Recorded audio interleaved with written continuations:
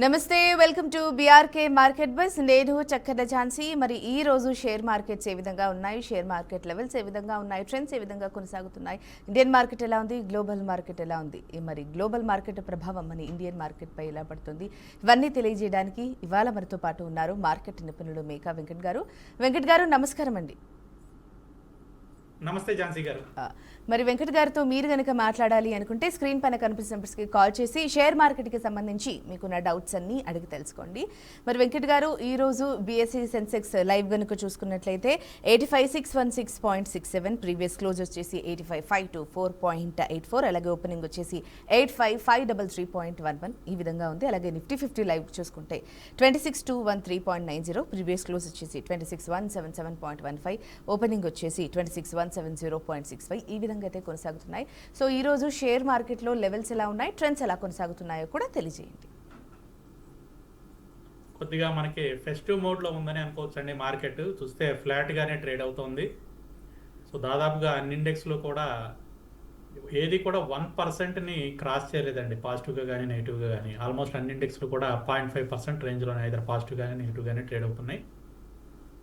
కొద్దిగా IT index మాత్రమే -0.52% నెగిటివ్లో, అంటే ఉన్న నెగిటివ్లో అన్నిటికన్నా ఎక్కువ మైనస్ చూపించింది మనకి ఐటీ ఇండెక్స్ మాత్రమే. దానికి రీజన్ కూడా ఏం లేదండి.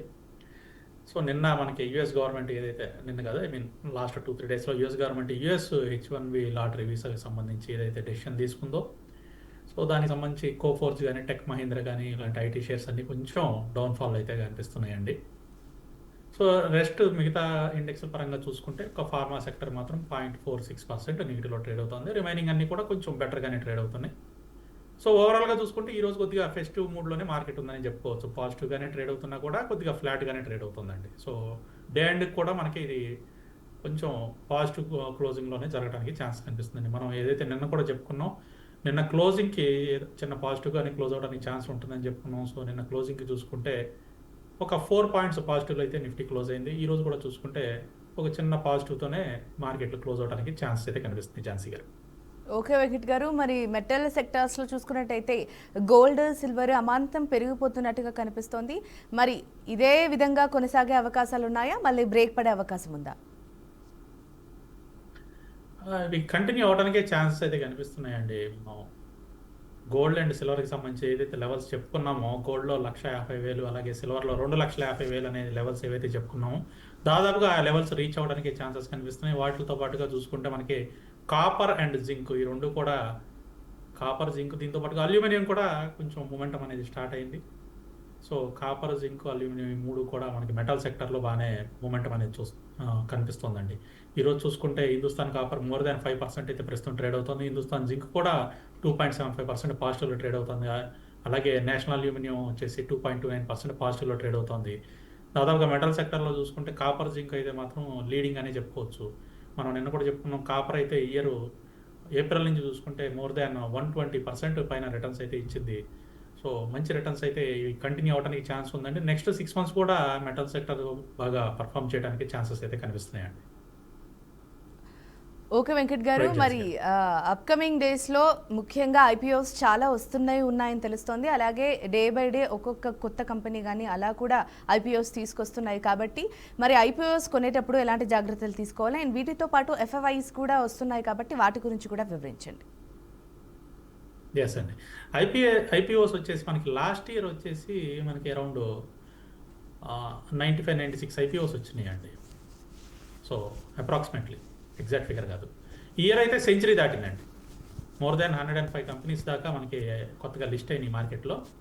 సో లాస్ట్ ఇయర్ కన్నా ఈ ఇయర్ కొంచెం ఒక 10 కంపెనీస్ అయితే ఎక్స్ట్రానే వచ్చినాయి. నెక్స్ట్ ఇయర్ కూడా కొంచెం ఎక్కువ కంపెనీసే మనకి లిస్టింగ్ రావడానికి ఛాన్స్ అయితే కనిపిస్తున్నాయండి. అయితే మదుపర్లు తీసుకోవాల్సిన జాగ్రత్తలు ఏంటి అని అంటే, ఐపీఓస్లో ఇనీషియల్ గెయిన్స్ కోసం అప్లై చేసుకుందాం అనుకునే వాళ్ళు మాత్రం ధైర్యంగా అప్లై చేసుకోవచ్చు. ఐపీఎస్లో ఇబ్బంది ఏం లేదు. ఇనీషియల్ గెయిన్స్ అయితే వస్తున్నాయండి.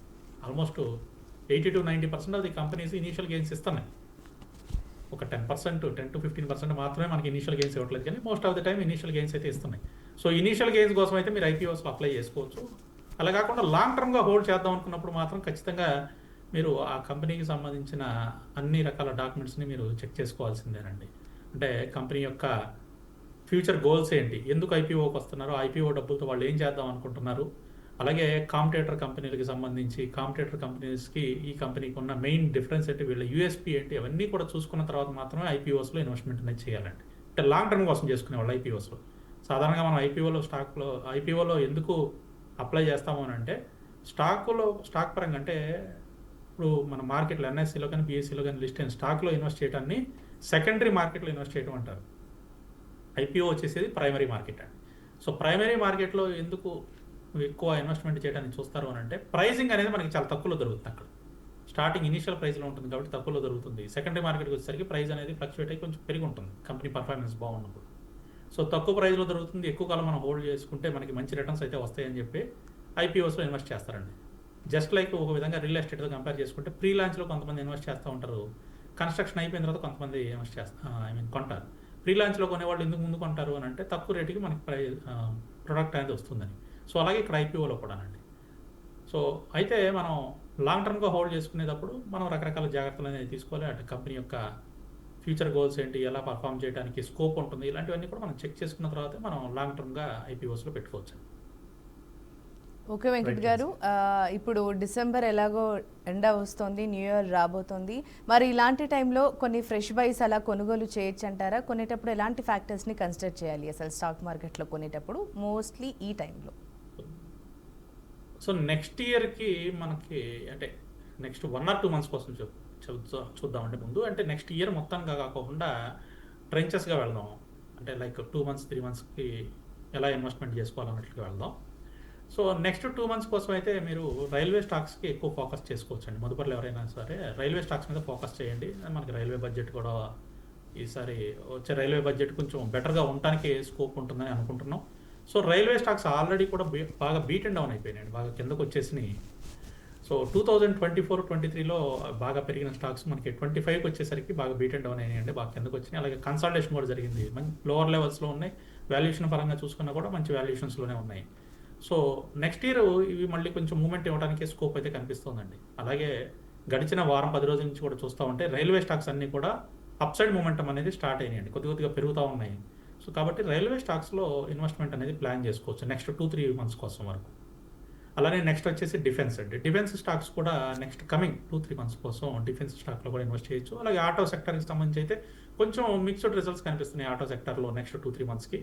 బట్ ఈవీ సెగ్మెంట్లో చూసుకుంటే మనకి ప్రస్తుతానికి ఈవీ సెగ్మెంట్లో హైయెస్ట్ సేల్స్ ఉందైతే మనకి టాటా మోటార్స్ అండి. టాటా మోటార్స్ దాదాపుగా ఈవీ మార్కెట్ని 67% పైగా క్యాప్చర్ చేసేసిందండి. ఈవీ సెగ్మెంట్లో హైయెస్ట్ క్యాప్చర్ చేసింది. సో ఈవీ సెగ్మెంట్ పరంగా బాగానే ఉంది, కానీ Tata Motors commercial vehicles perform చేస్తున్నట్లుగా ప్యాసింజర్ వెహికల్స్లో కొంత మిక్స్డ్ రిజల్ట్స్ అయితే కనిపిస్తున్నాయి. కాబట్టి టాటా మోటార్స్లో ఇన్వెస్ట్ చేద్దాం అనుకుంటే మాత్రం కమర్షియల్ వెహికల్ సెగ్మెంట్ వైపు ప్లాన్ చేసుకోండి. టాటా మోటార్స్ మనకి డీమర్జ్ అయిందండి రీసెంట్గా, passenger vehicles and commercial vehicles కింద. సో కమర్షియల్ వెహికల్స్ పర్ఫార్మెన్స్ అయితే బాగుంది. ఈవెన్ తో ప్యాసింజర్ వెహికల్స్లో 67% వాటా ఈవీ సెగ్మెంట్లో ఉన్నా కూడా రిమైనింగ్ కొంచెం స్తబ్దుగా కనిపిస్తుంది. కాబట్టి మనం కమర్షియల్ వెహికల్స్ని టార్గెట్ చేసుకోవచ్చు. అలాగే ఆటో సెక్టర్లో కొన్ని హ్యాండ్ పిక్డ్గా మనం చూసుకుని వాటిలో ఇన్వెస్ట్మెంట్ అనేది చేసుకోవచ్చు అండి. సో నెక్స్ట్ 2-3 months వరకు చెప్తున్నాను నేను. రైట్ ఝాన్సీ గారు. ఓకే వెంకట్ గారు, మరి గ్లోబల్ మార్కెట్ ఏ విధంగా ఉంది, అక్కడ ఎలాంటి మార్పులు చోటు చేసుకున్నాయి? మనం కమింగ్ డేస్ గురించే మాట్లాడబోతున్నాం కాబట్టి మరి కమింగ్ డేస్లో మరి ఇంటర్నేషనల్ ప్రకారం గ్లోబల్ మార్కెట్లో ఎలాంటి మార్పులు రాబోతున్నాయి? సో గ్లోబల్ మార్కెట్లో మనం బేసిక్గా చూసుకోవాల్సిందండి పెద్దన్న అమెరికాని చూసుకోవాలి. ఎందుకంటే సాధారణంగా యూఎస్ మార్కెట్లు ఏ విధంగా మూవ్ అవుతూ ఉంటాయో ఆ ఫ్లోని బేస్ చేసుకుని మిగతా కూడా వెళ్తూ ఉంటాయి. ఒక విధంగా చెప్పాలంటే మన ఇండెక్స్ ఏ విధంగా మూవ్ అవుతూ ఉంటాయో ఇండెక్స్ని బేస్ చేసుకుని కొన్ని స్టాక్స్ ఆ విధంగానే మెజారిటీ ఆఫ్ ది స్టాక్స్ అట్లా మూవ్ అవుతూ ఉంటాయి. కాబట్టి అలాగే గ్లోబల్లో చూసుకుంటూ ఉంటే యూఎస్ మార్కెట్లను బేస్ చేసుకుని దాదాపుగా మిగతా ఎకానమీస్ కూడా మూవ్ అవుతూ ఉంటాయండి. సో ఆ విధంగా చూసుకుంటూ ఉంటే రీసెంట్గా వచ్చిన రిజల్ట్స్ అంటే జూలై టు సెప్టెంబర్కి సంబంధించిన థర్డ్ క్వార్టర్కి సంబంధించిన రిజల్ట్స్ ఏదైతే ఉందో యుఎస్ మార్కెట్కి సంబంధించి ఎవరు ఎక్స్పెక్ట్ చేయనంత పాజిటివ్నెస్ అయితే చూపించిందండి. అంటే అరౌండ్ 3% గ్రోత్ అనేది ఎక్స్పెక్ట్ చేశారండి యుఎస్లో. లాస్ట్ క్వార్టర్లో జూలై టు సెప్టెంబర్ క్వార్టర్లో 3% గ్రోత్ అనేది ఎక్స్పెక్ట్ చేస్తే 4.3% గ్రోత్ అనేది అక్కడ వచ్చిందండి. సో లాస్ట్ 2 yearsలో కంపేర్ చేసుకుంటే అద్భుతమైన గ్రోత్ అది. 4.3% అనేది ప్రీవియస్ 2 yearsతో కంపేర్ చేసుకుంటే యుఎస్లో వాళ్ళకి గ్రోత్ అనేది చాలా అద్భుతంగా ఉంది. సో ఇది ఒక విధంగా చెప్పాలి అని అంటే యుఎస్ మార్కెట్స్కి చాలా ఉపయోగపడే డేటానే, వాళ్ళకి ఒక ఆక్సిజన్ లాంటిది. సో అది రకరకాల కారణాల వల్ల అయ్యి ఉండొచ్చు, వాళ్ళు కాస్ట్ కటింగ్ అవ్వచ్చు, లేకపోతే ఇంకోటి అవ్వచ్చు, అనే రకరకాల కారణాల వల్ల కొంచెం వాళ్ళ గ్రోత్ అనేది బాగా పెరిగిందండి. సో యుఎస్ మార్కెట్లు నెక్స్ట్ కమింగ్ డేస్లో కూడా బెటర్గా ఉండడానికి ఛాన్సెస్ అయితే కనిపిస్తున్నాయండి. సో ఎప్పుడైతే మీకు యుఎస్ అంటే గ్లోబల్గా మనం మాట్లాడుకుంటున్నాం కాబట్టి యుఎస్ మార్కెట్లు బెటర్గా ఉన్నప్పుడు, సో ఆ ఇంపాక్ట్ అనేది ఇండియన్ మార్కెట్స్ మీద కూడా డెఫినెట్గా ఉంటుందండి. యుఎస్ మార్కెట్లు బెటర్గా ఉంటాయి ఎందుకంటే మన ట్రేడ్ అనేది ఎక్కువగా యుఎస్తో చేస్తాం. మేజర్గా వచ్చేసి మనకి ఐటీ సెక్టర్కి సంబంధించి ఏదైతే ఉందో, మనం ఫార్మా సెక్టర్ కానీ ఐటీ సెక్టర్ కానీ మనకి యుఎస్తో ఎక్కువ డీలింగ్స్ అయితే ఉన్నాయి. కాబట్టి ఆ ఇంపాక్ట్ అనేది మనకి డెఫినెట్గా మన ఇండియన్ స్టాక్ మార్కెట్ మీద కూడా పడుతుంది. సో వాళ్ళ ఎకానమీ బాగుంది, వాళ్ళ మార్కెట్లు బాగున్నాయి అని అంటే డెఫినెట్గా ఇండియన్ మార్కెట్ కూడా అది ఆక్సిజన్ లాగా తీసుకుంటుంది. మన ఇండియన్ మార్కెట్ కూడా ఫ్లరిష్ అవడానికి ఛాన్స్ అయితే ఎక్కువ ఉన్నాయి. ఓకే రైట్ వెంకట్ ఝాన్సీ గారు. ఓకే వెంకట్ గారు, మరి షేర్ మార్కెట్ గురించి తెలియజేస్తూనే ఉన్నారు. అలాగే ఇప్పుడున్న జనరల్గా ఒకవేళ ఇప్పుడు చాలామంది కాలర్స్ వస్తూనే ఉంటారు, వాళ్ళు జనరల్గా మేము ఈ స్టాక్ కొంటున్నాము, ఇంత ఉంది, ఇది హోల్డ్ చేయాలా అమ్మేయాలా అని చెప్పేసి మాట్లాడుతూ ఉంటారు. అవి అసలు ఎలా కన్సిడర్ చేస్తూ ఒక పర్సన్ని మనం అనలైజ్ చేసుకొని స్టాక్స్లో పెట్టుకోవచ్చు? ఎందుకంటే షేర్ మార్కెట్ అంటేనే రిస్క్తో కూడుకున్నది కాబట్టి మార్కెట్ నిపుణులు లేకుండా అలా చేస్తే ఎక్కువగా లాస్ అయ్యే అవకాశాలు ఉంటాయి. కాబట్టి అలాంటి వారు ఎలాంటి ఫ్యాక్టర్స్ని కన్సిడర్ చేసుకొని స్టెప్ తీసుకోవాలంటారు?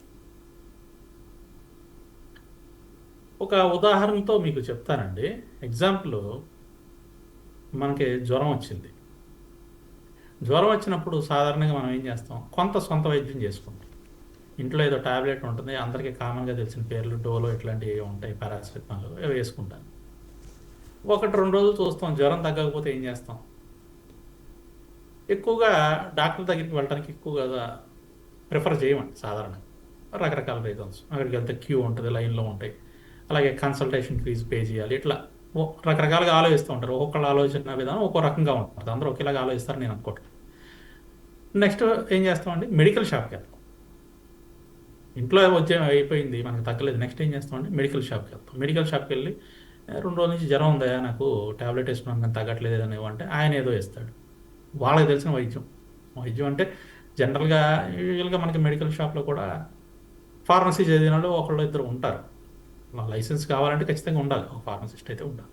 సో వాళ్ళకి కూడా కొంత అవగాహన ఉంది కాబట్టి వాళ్ళకి తెలిసినంత వరకు ఏదో ఒకటి ఉండో ఇస్తారు. అది కూడా వేసుకున్న తర్వాత మనకి తగ్గిందా, ఓకే. తగ్గలేదు అనుకోండి, మళ్ళీ ఏం చేస్తాం, అప్పుడు డాక్టర్ దగ్గరికి వెళ్తాం. కంపేర్ టు స్టాక్ మార్కెట్ కూడా ఇదేనండి. మీరు కావాలంటే జనరల్గా చెక్ చేసుకోండి. ఫస్ట్ ఏం చేస్తాం, స్టాక్స్ న్యూస్ పరంగా చూసుకుంటాం. ఈ న్యూస్లో స్టాక్ ఈ ఏదైనా స్టాక్ న్యూస్లో వస్తుంది అనుకోండి బాగా, లేదా ఫ్రెండ్స్ ఫ్యామిలీ మెంబర్స్ రిలేటివ్స్ చెప్పారు అనుకోండి, దాన్ని కొంటాం. అది తగ్గింది అనుకోండి, మనం కొన్న తర్వాత తగ్గింది అనుకోండి, ఏం చేస్తాం, మళ్ళీ తెలిసిన వాళ్ళని ఎవరినో ఒకరిని అడుగుతాం, వాళ్ళు ఏదో చెప్తారు, అయినా తగ్గుతుంది అనుకోండి, అప్పుడు మనం ఏం చేస్తాం, ఫైనాన్షియల్ కన్సల్టెంట్ని మీట్ అవుతాం. సేమ్ అండి, మీకు ప్రాసెస్ ఎక్కడ ఏం మారదు, ఒకేలాగా ఉంటుంది. సో ఇక్కడ మనం గమనించాల్సిన విషయం ఏంటంటే, ఏదైనా సరే మనం నిపుణుల పర్యవేక్షణలో తీసుకెళ్తే, ఇప్పుడు మనకి జ్వరం రాగానే డైరెక్ట్గా డాక్టర్ దగ్గరికి వెళ్తే ఇమీడియట్గా 4 రోజుల్లో తగ్గాల్సింది 1 రోజులో తగ్గవచ్చు. లేదా దాని అండర్లైన్ కాజ్ ఏంటో తెలుసుకుని అసలు ఈ జ్వరం ఏంటిది, మనకి నార్మల్ ఫీవరా, టైఫాయిడా, డెంగ్యూనా, మలేరియానా ఏంటో ఆయన ఏదో డయాగ్నోస్ చేసి దానికి తగ్గట్టుగా వైద్యం చేస్తారు. అలానే స్టాక్ మార్కెట్ రిలేటెడ్గా కూడా మనం మీరు ఒక స్టాక్ తీసుకున్న తర్వాత అది డౌన్ఫాలో ఏదో అయింది. సో ఇమీడియట్గా ఫైనాన్షియల్ కన్సల్టెంట్ని కన్సల్ట్ చేస్తే ఆయన దాన్ని అనాలిసిస్ చేసి, ఇది నార్మల్ రీజన్ అంటే నార్మల్ కోర్స్ ఆఫ్ యాక్షన్లో తగ్గిందా, అంటే ప్రాఫిట్ బుకింగ్ వల్ల తగ్గిందా, రీసెంట్గా దానికి ఏదన్నా బ్యాడ్ న్యూస్ వచ్చి తగ్గిందా, లేకపోతే అదర్ రీజన్స్ వల్ల తగ్గిందా, ఏదో చూసి ఉంచుకోవాలా లేకపోతే యావరేజ్ చేయాలా అనేది సజెస్ట్ చేస్తారు. అసలు ఫస్ట్ స్టార్టింగ్లోనే ఫైనాన్షియల్ కన్సల్టెంట్లు చెప్పినట్లుగా మనం చేసుకుంటూ వెళ్తూ ఉంటే, అఫ్కోర్స్ ప్రతి స్టాకు ఎవరు చెప్పినా కూడా 100% అది పెరుగుతుందని ఎక్కడ గ్యారంటీ లేదండి. కాకపోతే ప్రాబబిలిటీ ఆఫ్ సక్సెస్ అనేది ఎక్కువ ఉంటుంది. ఇక్కడ మనం మాట్లాడుకోవాల్సింది ఏంటంటే ప్రాబిలిటీ ఆఫ్ సక్సెస్ అనేది. ఓ క్వాలిఫైడ్ పర్సన్ చెప్పినప్పుడు ఏమవుతుందంటే ప్రాబిలిటీ ఆఫ్ సక్సెస్ అనేది పెరుగుతుంది, అంతేగాని 100% పెరుగుతుందని ఎక్కడ ఉండదండి. సో ఫైనాన్షియల్ మార్కెట్స్లో కూడా క్వాలిఫైడ్ పర్సన్స్ ద్వారా మనం ఒపీనియన్ తీసుకుని చేసుకోవడం అనేది ఉత్తమమైన మార్గం. ఓకే వెంకట్ రైట్ గారు. ఝాన్సీ గారు. వెంకట్ గారు, మ్యూచువల్ ఫండ్స్లో కూడా చాలా తక్కువ పెట్టుబడితో పెట్టొచ్చు అని తెలుసు, కానీ ఇంత అవగాహన కల్పించినప్పటికీ చాలామంది ఎవరైనా సరే కాస్త ఇన్వెస్ట్ చేయాలన్నా కాస్త ఆలోచిస్తూ ఉంటారు. మరి అలాంటి వాళ్ళు ఎలా వెళ్తే బాగుంటుంది, ఎలాంటి సలహాలు తీసుకొని వెళ్తే బాగుంటుంది? ఎందుకంటే అంటే మ్యూచువల్ ఫండ్స్లో తక్కువ పెట్టుబడి పెట్టి దాన్ని తీసుకోకుండా ఎక్కువ ఇయర్స్ కనుక మనం పెట్టుకున్నట్టయితే ఎక్కువ లాభాలు వస్తాయి, కాబట్టి దాని గురించి కొంచెం వివరించండి. మ్యూచువల్ ఫండ్స్లో మనకి రకరకాల మ్యూచువల్ ఫండ్స్ ఉన్నాయండి. డెప్ట్ mutual funds, equity mutual funds, అలాగే డివిడెండ్ ఇచ్చే మ్యూచువల్ ఫండ్స్, రకరకాల మ్యూచువల్ ఫండ్స్ అయితే ఉన్నాయి. సో ఈక్విటీ మ్యూచువల్ ఫండ్స్కి సంబంధించి మనం మాట్లాడుకుంటే, ఈక్విటీ మ్యూచువల్ ఫండ్స్లో ఎవరైతే ఇన్వెస్ట్ చేస్తారో, అంటే ఇప్పుడు ఫర్ ఎగ్జాంపుల్ మనమే ఉన్నాం, ఒక 1000 రూపాయలు ఇన్వెస్ట్ చేసాం అనుకోండి ఈక్విటీ మ్యూచువల్ ఫండ్లో. ఆ 1000 రూపాయలు ఎక్కడికి వెళ్తుంది?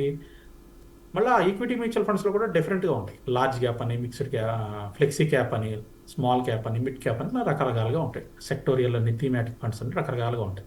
సో ఏదో ఫండ్ తీసుకుందాం, ఎగ్జాంపుల్ ఒక లార్జ్ క్యాప్ మ్యూచువల్ ఫండే తీసుకుందాం. మనం ఒక 1000 రూపాయలు ఇన్వెస్ట్ చేసినప్పుడు ఆ 1000 రూపాయలు ఏమవుతుంది అంటే, ఆ ఫండ్లో ఉన్న స్టాక్స్ అన్నిటికీ కూడా ఆ ఫండ్ అలొకేట్ చేసిన రేషియో ప్రకారం అనేది ఇన్వెస్ట్ అవుతుంది. అంటే ఇండైరెక్ట్గా మనం ఏం చేస్తున్నాం, మళ్ళీ స్టాక్స్లోనే ఇన్వెస్ట్ చేస్తున్నాం.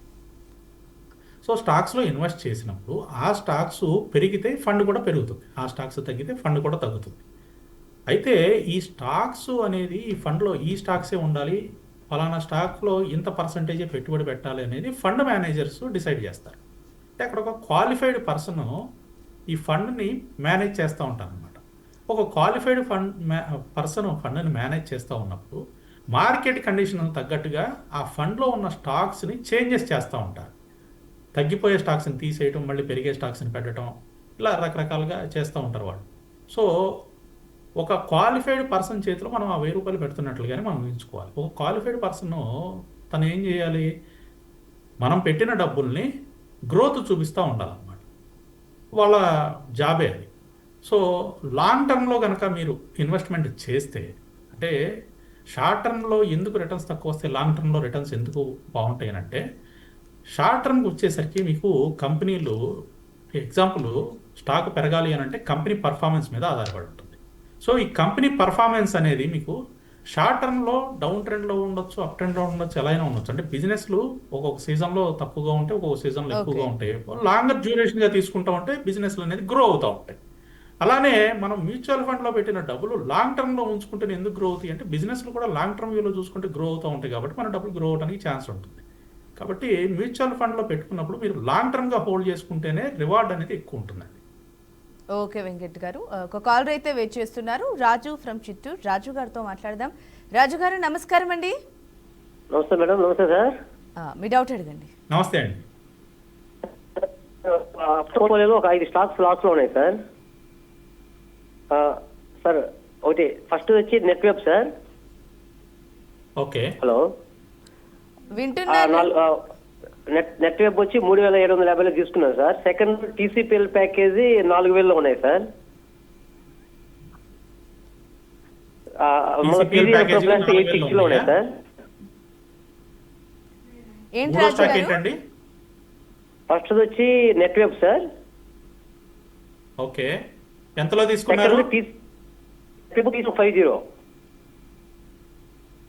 నెట్వర్క్ టెక్నాలజీస్ హోల్డ్ చేయండి, పర్వాలేదు. 3600 దగ్గర మనకి మేజర్గా రెసిస్టెన్స్ కనిపిస్తుంది. 3600 క్రాస్ అయిందంటే పైకి వెళ్తుందండి, హోల్డ్ చేయండి, పర్లేదండి. టీసీపీఎల్ ప్యాకేజింగ్ ఎంతలో తీసుకున్నారండి?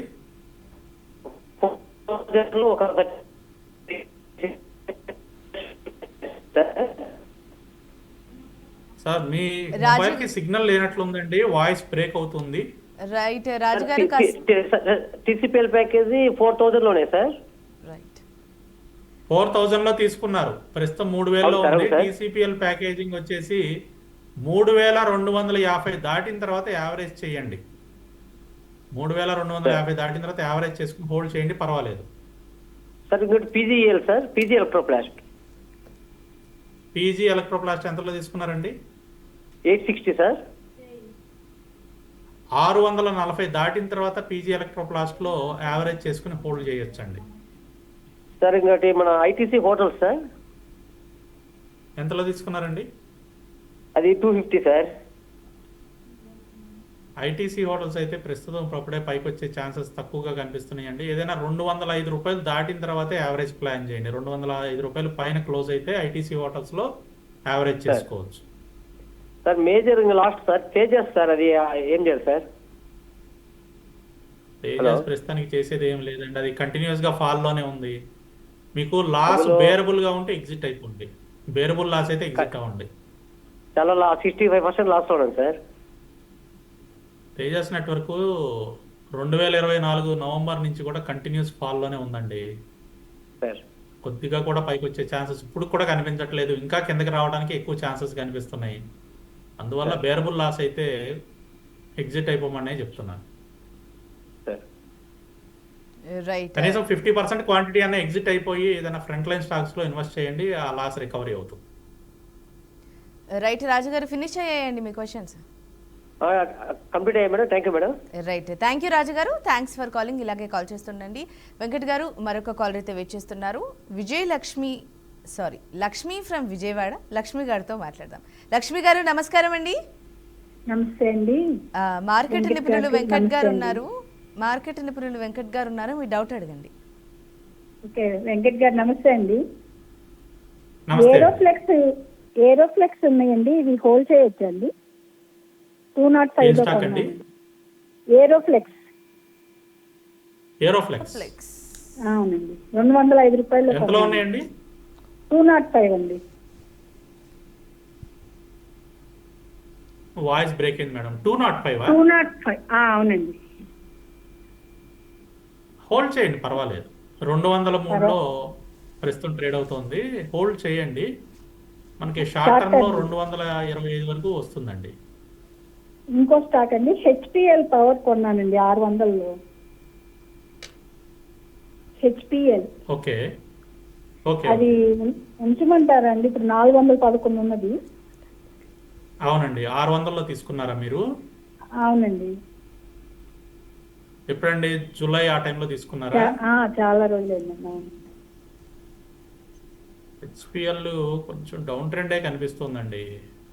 ఓకే, 455 దాటితే యావరేజ్ చేసుకోండి, ఇప్పుడే వద్దు. 455 దాటిన తర్వాత యావరేజ్ చేసుకుని హోల్డ్ చేయండి.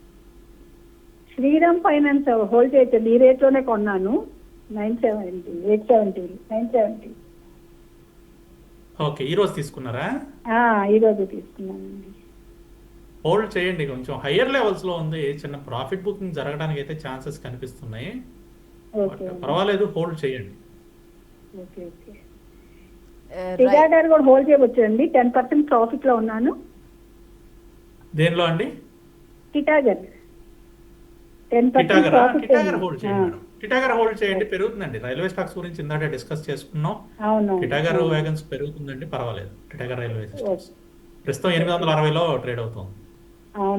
975 వరకు వెళ్ళడానికి ఛాన్సెస్ కనిపిస్తున్నాయండి టిటాగర్. ఓకే అండి, థ్యాంక్ యూ అండి. రైట్, థ్యాంక్ యూ లక్ష్మి గారు, థ్యాంక్స్ ఫర్ కాలింగ్. అలాగే వెంకట్ గారు, మరి ఈ రోజు షేర్ మార్కెట్కి సంబంధించి సెల్ ట్రెండ్స్ ఏ విధంగా ఉన్నాయి, లెవెల్స్ ఏ విధంగా ఉన్నాయి, అలాగే గ్లోబల్ మార్కెట్ గురించి, ఇండియన్ మార్కెట్ గురించి చాలా బాగా చెప్పారు. అలాగే కాలర్స్ అడిగిన క్వశ్చన్స్ కూడా చాలా బాగా ఆన్సర్ చేశారు వెంకట్ గారు. ధన్యవాదాలు. థ్యాంక్ యూ అండి. రైట్, మీరు కూడా చూస్తున్నారు కదా, మరి బీఆర్కే మార్కెట్ బజ్ అయితే మేము రోజు చేస్తున్నాను. ఎపిసోడ్ అంతా కూడా అయిపోయిన తర్వాత యూట్యూబ్లో బీఆర్కే మార్కెట్ బజ్లో అన్ని ఎపిసోడ్స్ అప్లోడ్ అవుతాయి, అక్కడ కూడా తప్పకుండా చూడండి. మీకు ఇంకేమైనా డౌట్స్ ఉన్నా కూడా తప్పకుండా కామెంట్ సెక్షన్లో తెలియజేస్తే కమింగ్ ఎపిసోడ్స్లో మార్కెట్ నిపుణులతో అడిగి మీకు ఆన్సర్ చేస్తాము. అండ్ కాలర్స్ అందరూ కూడా ఇఫ్ ఇన్ కేస్ ఖచ్చితంగా మీరు ఆ రోజు డౌట్ అడగాలి అనుకుంటే కొంచెం ప్రీవియస్గానే చేసేస్తే 11:30 కల్లా మీరు క్లియర్గా మాట్లాడేసుకొని ఫినిష్ చేసుకోవచ్చు. సో ఇది వాటి బీఆర్కే మార్కెట్ బజ్. చూస్తూనే ఉండండి బీఆర్కే న్యూస్ తెలుగుడి సత్తా.